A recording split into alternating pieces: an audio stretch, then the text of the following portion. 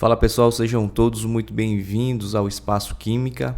Hoje nós trabalharemos com propriedades da matéria, mas antes porém, tá? Deixa seu like aqui, inscreva-se no canal se ainda não é inscrito e ative o sininho das notificações para não perder mais nenhuma aula aqui do Espaço Química. Sem mais delongas, vamos iniciar a nossa aula, tá certo? Bom pessoal, quando a gente fala de propriedades da matéria, o que seria, na verdade, essas propriedades? Bom, propriedade nada mais é que um conjunto, né, ou características de certas matérias, né? Por isso que eu posso dizer que determinada matéria tem propriedades X e outras matérias têm propriedades Y, que são, na verdade, a grosso modo falando, são características, né? São características dos materiais, características, tá certo? Então nós podemos classificar, né, as matérias ou os materiais por suas propriedades. E aí nós temos dois tipos de propriedades. Temos aquelas propriedades que são inerentes a todo e qualquer tipo de matéria, que aí nós iremos chamar de propriedades gerais da matéria, tá certo? E temos propriedades que são específicas de cada matéria, que por óbvio nós iremos chamar, né? Os livros chamam, né, de propriedade específica. Então nós temos dois tipos de propriedade, né? A propriedade geral e a propriedade específica. Nas propriedades gerais são características comuns a todo e qualquer tipo de matéria.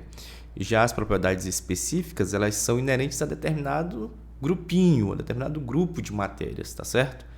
Então, a propriedade das matérias, são propriedades gerais e propriedades específicas. Bom, vamos lá. Elas são divididas em gerais e específica, como nós já vimos. Nas propriedades gerais, nós temos a inércia, tá? De forma exemplificativa aqui, tá? Claro que existem mais propriedades. Nós temos a inércia, a elasticidade, a divisibilidade, a impenetrabilidade e a compressibilidade. Já nas propriedades específicas, nós temos as propriedades físicas, que aqui entra ponto de fusão, ponto de ebulição, tá certo? Nas propriedades químicas, tá certo? Aí entra as questões de substâncias que são químicas, daquelas que não são. Aqui no canal tem um vídeo explicando o que é um fenômeno químico e o que é um fenômeno físico, tá bom? Mas, só para relembrar, uma substância química é aquela que produz uma nova substância ou então ela altera toda a estrutura daquela substância, né? Por exemplo, quando há uma reação, quando acontece um fenômeno em que por exemplo, a água não deixa de ser água. Aí nós temos um processo físico. Nós temos a água no estado sólido, gelo, derretendo para o estado líquido. O que houve é apenas uma mudança do estado de agregação, do sólido para o líquido, mas não deixou de ser água. Então nós temos uma propriedade física. Agora, por exemplo, se eu tenho uma combustão, né, de alguma coisa, uma queima de alguma coisa, veja que inicialmente eu tinha uma substância, o meu produto já é uma outra substância, né? Já tem o gás carbônico ali, já tem uma outra substância se formando. Até a cor começa a mudar. Então, quando você vê um fenômeno que tem liberação de gás, mudança de cor, você já pode desconfiar que seja um fenômeno químico. O que é uma propriedade funcional, que nós vamos ver mais adiante, né? Lá na frente. Aqui nós vamos trabalhar com ácidos, com bases, com óxidos, tá? Com sais, beleza? E as propriedades organolépticas, elas têm a ver com os órgãos do sentido. Questão de saber se uma substância salgada, né, tem a ver com o paladar, com o cheiro, né, com o tato. Então tem várias nuances relacionadas aos órgãos do sentido. Paladar, tato, olfato, tá certo? Então, basicamente seria isso. Então, as propriedades gerais eu tenho a inércia, a elasticidade, divisibilidade, penetrabilidade, compressibilidade. Nas propriedades físicas, nas propriedades específicas, nós temos as físicas, químicas, funcionais e organolépticas. Mas em relação às propriedades gerais, vamos dar rápidas pinceladas o que na verdade é a inércia. Eu acho que todo mundo conhece, né, a inércia lá da física, né, da primeira lei de Newton, né? O que diz a inércia? A matéria permanece em seu estado de repouso ou de movimento, a menos que uma força haja sobre ela.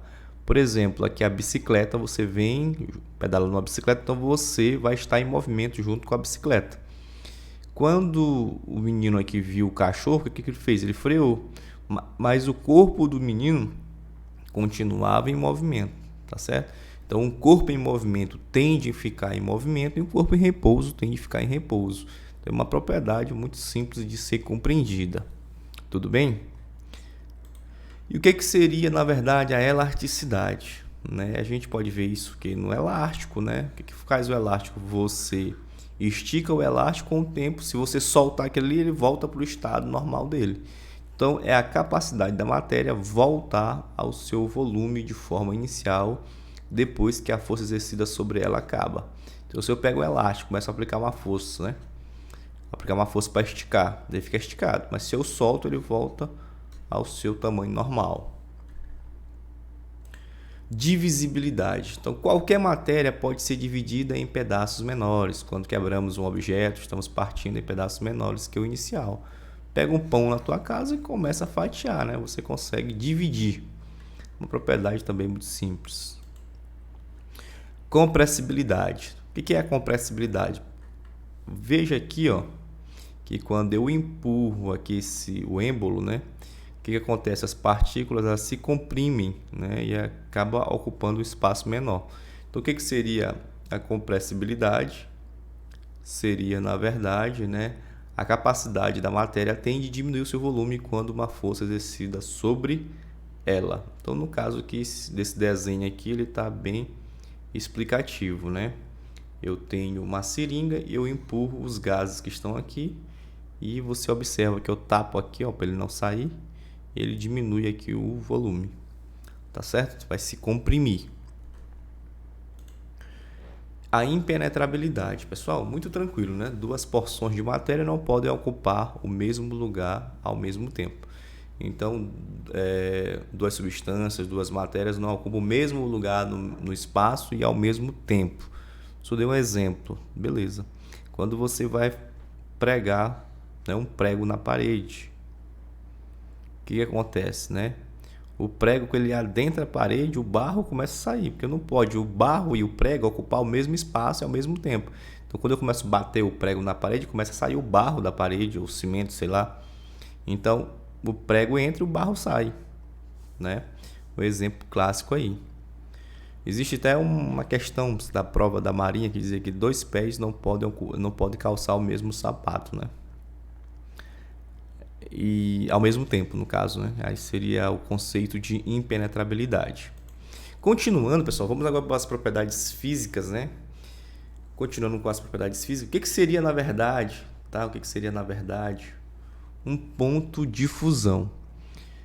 A gente lembra o seguinte, o que você lembra? Você lembra de fusão. O que é fusão, né? Fusão é a passagem do estado sólido para o estado líquido. Só que aqui eu estou falando de ponto de fusão. O ponto de fusão é a temperatura, tá?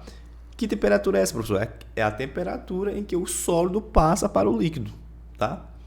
É fixa, no caso, para a substância pura. Então, vai ter uma temperatura X, vamos dizer, de 100, né, para passar para o estado líquido, eu tenho uma substância pura. Beleza? Tranquilidade. E o que seria o ponto de fusão? Então, o contrário, né, galera?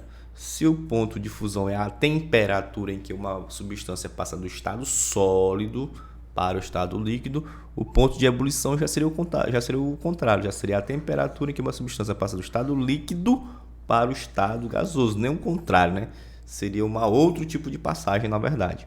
Quando eu tenho líquido passando para o gasoso, aí eu tenho a ebulição. Então, ponto de ebulição é a temperatura em que o estado líquido passa para o seu estado gasoso. Lembrando que essa temperatura ela é fixa quando está falando de substância pura e não de uma mistura, tá bom? Então, vamos exemplificar aqui. Veja aqui esse gráfico, tá? Eu tenho o ponto de fusão e o ponto de ebulição. Então, perceba que abaixo do ponto de fusão eu tenho o estado sólido. Então, entre o ponto de fusão e o ponto de ebulição, eu tenho o estado líquido. E acima do ponto de ebulição, eu tenho o estado gasoso. Então, abaixo do ponto de fusão, eu tenho o estado sólido.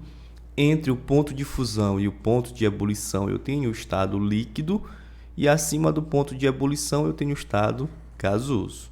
Isso aqui é importante para quê? Para que você resolva muitas questões quando for perguntado ponto de fusão e ponto de ebulição.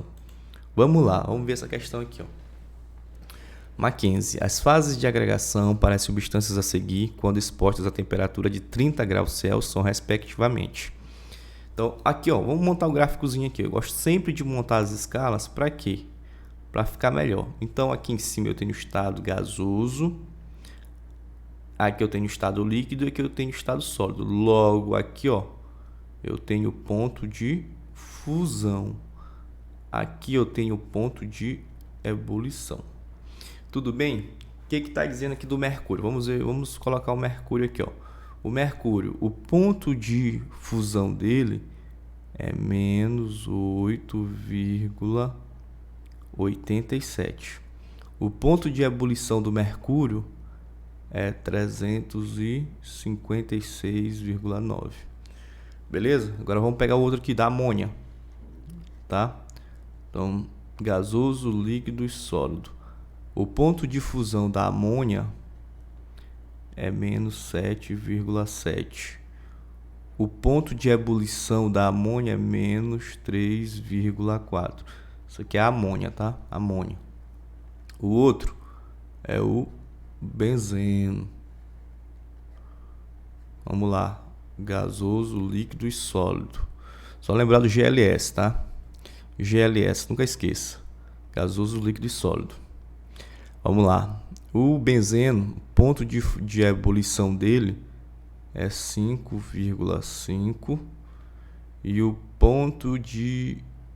Cadê o ponto de... Aqui tá errado aqui, deixa eu apagar. Borracha. Bom, do benzeno, o ponto de fusão dele é 5,5. O ponto de ebulição é 80,1. Tá, vamos continuando aqui. Do GLS, agora é quem? O naftaleno. Então, o ponto de fusão dele é 80 e o ponto de ebulição dele é 217. Isso aqui a 30 graus Celsius, ok? Vamos lá. Vamos lá. Para o mercúrio, a 30 graus Celsius, ele está em qual estado físico? Vamos só. O 30 está onde? Ó, o 30 é maior que 8,87 e menor que 356,9. Então, o 30 está aqui, ó. Então, o 30 está no estado quê? Líquido. Então, o mercúrio, ele está no estado líquido. Beleza? Agora vamos ver a amônia. A amônia. Ó, lógico, né? 3,4 é o ponto de ebulição, então 30 está acima disso aqui. Então 30 está acima. Logo, a amônia, ela está no estado gasoso. Vamos ver o benzeno. Ó, o benzeno, o ponto de ebulição dele é 80 e o ponto de fusão é 5,5. Então ele está entre esses dois, né? Está por aqui. Então o benzeno está no estado quê? Líquido. O benzeno está no líquido. Naftaleno. Ó, o ponto de fusão dele é 80 e é 30, então tá abaixo, né? Então o naftaleno está no estado quê? Sólido. Qual seria o gabarito então? Líquido, gasoso, líquido e sólido, letra C de coração, né? Uma questão bacana, muito tranquila. Se você não entendeu, volta o vídeo para você ir acompanhando o raciocínio, tá bom? Continuando, o que seria, na verdade, a densidade, né? A densidade, ela é a relação entre a massa e o volume de uma amostra, beleza? Então, o que que isso significa? Significa que matematicamente eu tenho D igual a M sobre V. Beleza? Então, a densidade é a massa dividido pelo volume. Vejamos agora. Se eu tenho uma densidade alta, isso quer dizer que o volume é pequeno, tá certo? Se eu tenho, e também quer dizer que a massa é grande também, é maior. Por exemplo, 10 kg de chumbo e 10 kg de algodão. Quem tem o maior volume? Obviamente que o algodão, né? Porque o chumbo tem uma densidade maior. Então, se eu aumento a densidade, eu diminuo o volume. Se eu aumento a densidade, a massa aumenta também. Tá certo? Veja que o volume e a densidade são inversamente proporcionais. É só lembrar do algodão e do chumbo. Veja que 10 kg de chumbo, eu vou ter muito algodão. 10 kg de algodão, na verdade, eu vou ter o volume de algodão muito grande. Mas 10 kg de chumbo tem um volume menor. Por quê? Porque o chumbo tem uma densidade maior. Beleza? Então, conclusões. Mais denso afunda mais, tá? E menos denso flutua mais. Então, quem tem mais probabilidade de flutuar, algodão ou chumbo? Claro que o algodão. Beleza? Beleza? Olha esse exemplo aqui interessante, olha só. Tem aqui o vermelho é o mais denso, o amarelo é o menos denso. Voltando aqui. E esse verde aqui ele é intermediário. Lembrando, pessoal, que o gelo,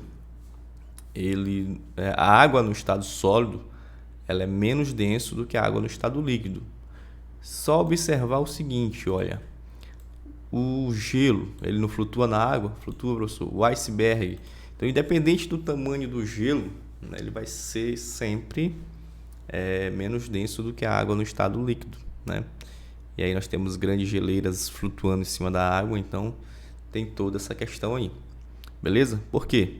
Porque no estado líquido, né, nós temos o arranjo das partículas muito mais... as partículas estão muito mais soltas, né, muito mais separadas uma das outras. É só verificar a questão da densidade nesse sentido aí. Beleza? Então, em relação a propriedades da matéria, pessoal, é isto aqui. Eu espero de coração que você tenha gostado. Se gostou, deixa o like. E na próxima aula continuaremos com as aulas de química aqui do canal. Sem mais para o momento. Tchau, tchau.